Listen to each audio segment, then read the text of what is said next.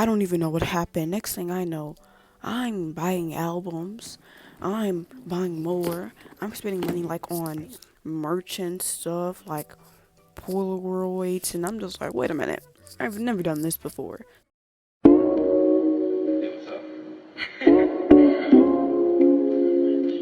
Hey guys. So, I got into K-pop. I got into BTS to be more specific. So first of all, how did I get into it? When did it happen? Well, if I'm gonna keep it 100 with you, I've been knew who BTS was prior 2015 when their debut song came out, No More Dreams. I had a family friend and she loved K-pop and everything, and I remember her showing us BTS along with the other K-pop groups like got7 just right, her showing us that. And I remember looking at No More Dreams because Namjoon hairstyle, it was like, wait, what, I've seen this before. Yeah.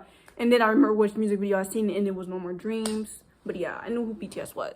So a Billboard voting thing comes up. It's like a fandom war or a fan vote thing. Mind you, when the fandom war was going on, I was a directioner at the time. I'm like, okay, all right. Harry Styles and BTS met, and I was like, okay. Billboard kept on promoting their song DNA. I'm like, dang, is it that good? I couldn't escape it. I wasn't prepared. Let me just say that. I was not prepared. Let me see what the song's about. I watched it as a direction. I'm like, okay, y'all, stop comparing. Stop comparing. Just because the only thing they got in common was they, at some point, were the biggest boy band in the world. But their time had came. I'm glad it happened, but somebody else comes, just like any other thing, and the same thing will happen with BTS, right? I was like singing, dancing, and rapping. I wasn't used to that. Well, when I was into mindless behavior, I was used to it. So when I got into One Direction, I'm like, oh, they don't do none of that. Okay. When I was looking at that video, I was like, oh shit, okay, the whistle. I remember that whistle like it was no tomorrow, and I remember that handsome young face I seen of Jungkook, and I was just like, he kind of know. And I remember Jin, because I was like, whoa, and then Jimin with the eyes, and then RM with his dimples, then Yoongi, and then, you know what I mean, Jhope with the dance. I was like, kind of good. I remember Tae. I was like, okay, they pretty good with it. They did pretty good. So then after I kind of like, I still listen to Harry Styles, don't get me wrong.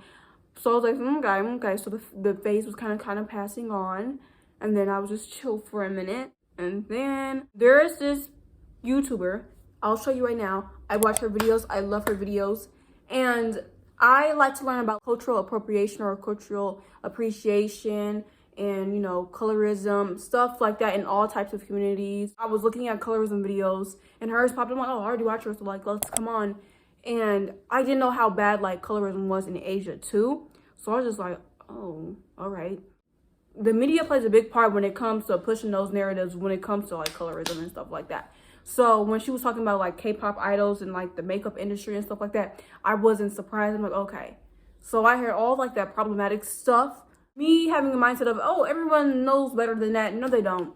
Because if everybody did know better than that, we wouldn't be living in a society the way how it is now, if that makes sense. I'm not about to get mad about something that somebody did like 5 years ago. Because honestly, if you keep that mindset, we're not going to progress as like a whole. Clarify things so y'all won't get the wrong idea. When it comes to systematic racism and discrimination, that's different because it's still in the works today. It's still happening. When it comes to an individual who has done some problematic things like in the past but has learned from it, that's different. If they grew from it, that's different. If they don't do it anymore, that's different. They're not applying it into their daily lives like in the present now. So just to clarify that out, because I know it's gonna be something like that. So yeah. So I'm just like, I'm seeing these videos. I'm like, okay, okay, all right. And then after that, I seen another video talking about her love or hate relationship with BTS because her videos were interesting. It was pulling a man. I was like, oh, okay. And talking about how to her the songs were like they sounded similar. She didn't really like the songs. So I was like, if I ever got into them, I hope I didn't dislike the songs. That didn't bother me. Some armies get bothered by her content. Me, not at all. Even if when I go to look at it as an army today, I don't get bothered by it because you're allowed to have your opinion. Her music, I like majority of their music. It's really good. Her video, her videos, she did like an introduction to them, and I was like, oh, okay. I was like, person that caught my eye was Taehyung. I was like,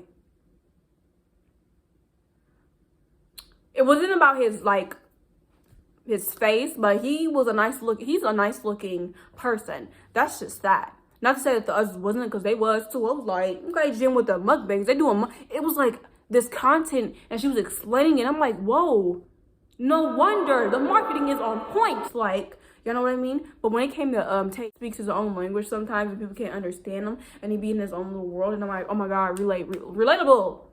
And you look nice looking, like you could call me a solo stan like for a good 2 days. Same time, I was watching some more East Asian dramas that were K-dramas. Okay, it was good, so I joined the Discord for that. The people were having an Instagram group. I started getting into a little bit more, and I was like, wait a minute. I remember Tay having a video talking about some, oh, love all siblings equally. I said, yes, sir. Say no more. I literally downloaded all their pictures on my phone, and I'm like, I'm OT7 now. And then after I seen the shows and like got to know a little bit of like their personalities, what they display, I was like, oh yeah. I made a TikTok around them because I felt comfortable in the content that I could make, because I had a good feel for them. And I'm like, okay, yeah. And it was fun. The people now, I was scared to post on them because I thought the fandom was scary. Like, I'm like, I'm good. But when I seen like the armies coming up on my For You page, they were funny, they were creative, they were talking. I'm like, yeah. I was like, wait, it was like it's a community, and it was like really fun. Most of the time, of course, not all fandoms are perfect, but y'all know I'm not gonna sit up here and say armies are like the best community, because they're crazy, and sometimes they're a little bit, but that's a whole video for enough. Yeah, that's a whole video. Are a good portion of normal people, like funny people. There's also some people that won't even like their group because of the fandom, which is weird, because I thought we were here for the music. I thought you were, when you're liking someone, you're liking them. You don't necessarily have to be a part of the fandom. Because, like, with many other things, I like them, but I'm not, like, a part of the fandom like I am with BTS Army. You get what I'm saying? For me, it was fun.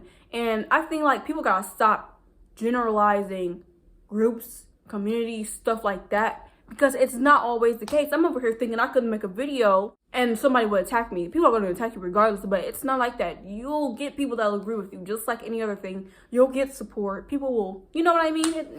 So it's just like any other thing. Because of BTS, I bought a Viki subscription, and I'm like, let me watch the live performances, because when I was getting into a Dynamite, I was like, okay, wait. It's something about that song. That song got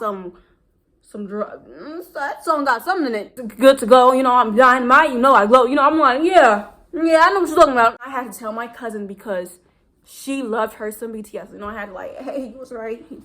The stuff is good. Their live performances and stuff, and I'm like, wow. Like, they all can put on a show. After the colorism video.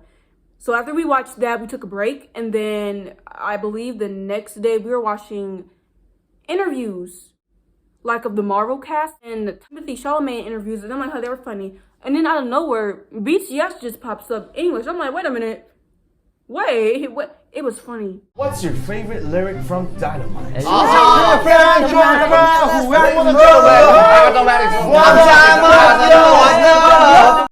It was like BTS in American interviews. It was funny. Where do you guys see yourselves in 10 years? What do you want to have accomplished? Oh. What do you want to do? Maybe 36. Maybe what? Yeah. 36. Maybe. Maybe. Okay. It was funny. And RM. And Jimin. And Jimin. And maybe Jin's face. Yes, and me. Yeah. And then more of their videos came up, and I'm like, whoa, wait. Me and my sister, we were sitting there for about a good 3 hours, like watching those videos. They were so entertaining. Like, okay, let's learn the names. And then we learned the names. And then a couple of days later, when we'd watched some more of it, because we were watching the V Lives too, I'm like, okay, they got the shows too. And I was watching that.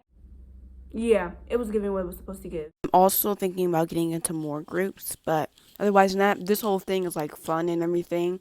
And yeah, I hope you enjoyed this video. If you want more content like this, leave a like, comment down below. Anything really. If you got this far, might as well subscribe, right? Right? For real though, I hope you enjoyed this video, and I'll be back next week with another one.